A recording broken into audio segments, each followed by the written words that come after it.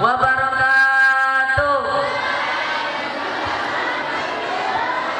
Alhamdulillah, alhamdulillah rabbil alamin, wa bihi nasta'in ala umuri dunya wad din. Assalatu wassalamu ala asrafil anbiya'i wal mursalin sayyidina wan nabiyina wa maulana Muhammadin sallallahu alaihi wasallam wa ala alihi wa sahbihi ajmain, amma ba'd. Dewan Hakim yang arif dan bijaksana, teman-temanku santri putra dan santri putri yang insya Allah dimasukkan ke dalam surganya Allah, amin Allahumma. Di sini ada yang tahu apa itu sholawat atau arti sholawat itu apa? Gak ada yang tahu? Oke, mari kita bahas.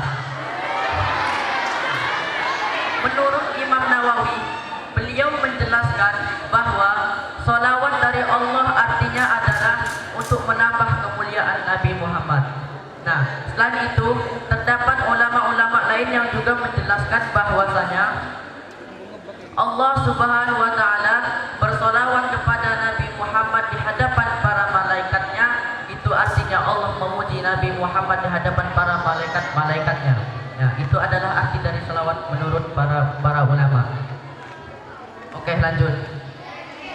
Salawat juga itu adalah suatu ikhtiar untuk orang-orang muslim agar mendapatkan syafaat Nabi Muhammad. Gimana cara bisa mendapatkan syafaat Nabi Muhammad, Mbak? Woi kan? Woi. Mana caranya?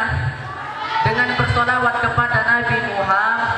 Dengan Nabi Muhammad, karena dengan kita bersolawat kepada Nabi Muhammad, kita juga bisa mengungkapkan bahwa kita mencintai Rasulullah.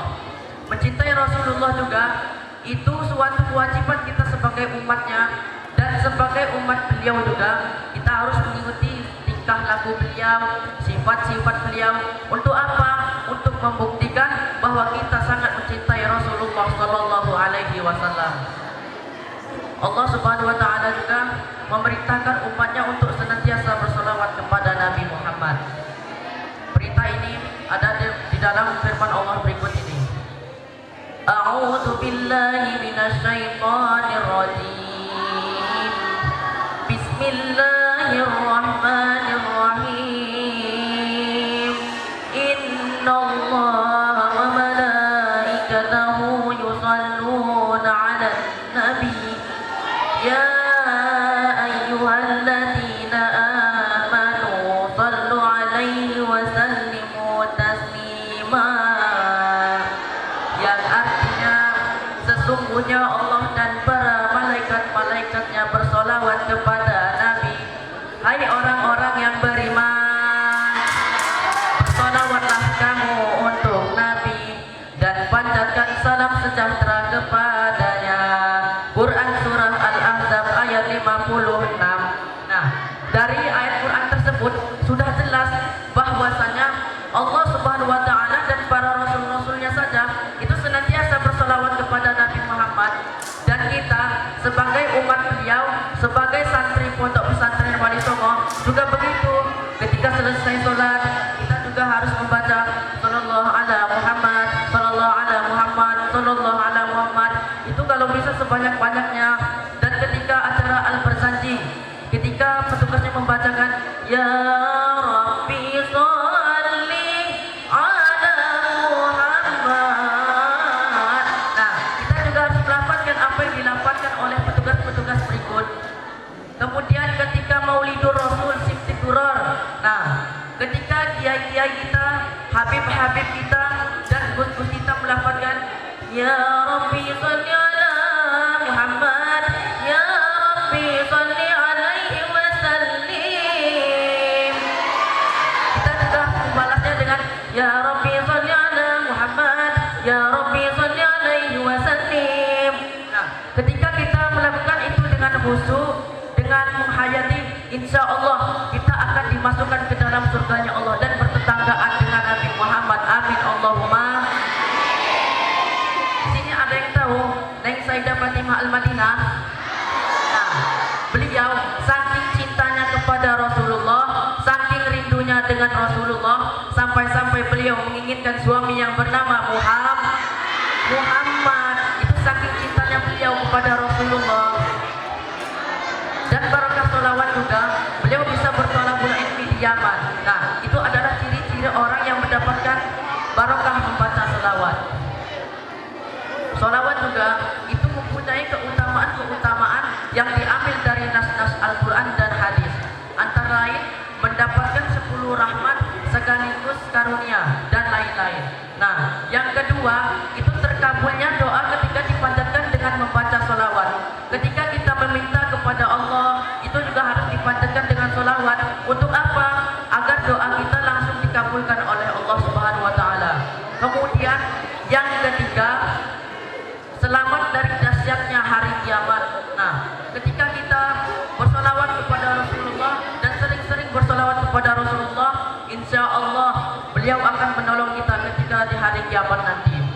Kita juga tidak boleh pelit dengan mulut kita untuk melafazkan solawat, karena sampai-sampai Syekh Zaini Abdul Ghani beliau berdauh bahwasanya kerugian yang paling besar adalah engkau tidak bersolawat kepada nabimu, sedangkan engkau mengetahui bahwa beliaulah yang bisa memberimu syafaat di hari kiamat nanti.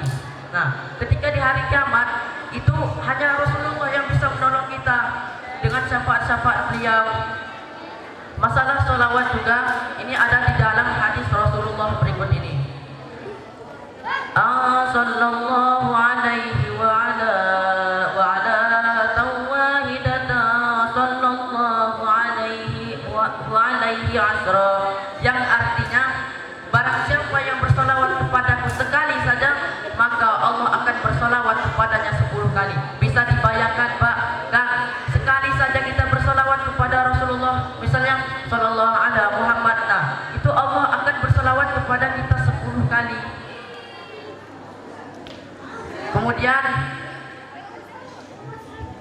Kemudian setelah itu sampai-sampai Rasulullah saking memikirkan umatnya, beliau masih berada di luar pintu surga. Beliau tidak ingin masuk surga sebelum semua umatnya masuk surga.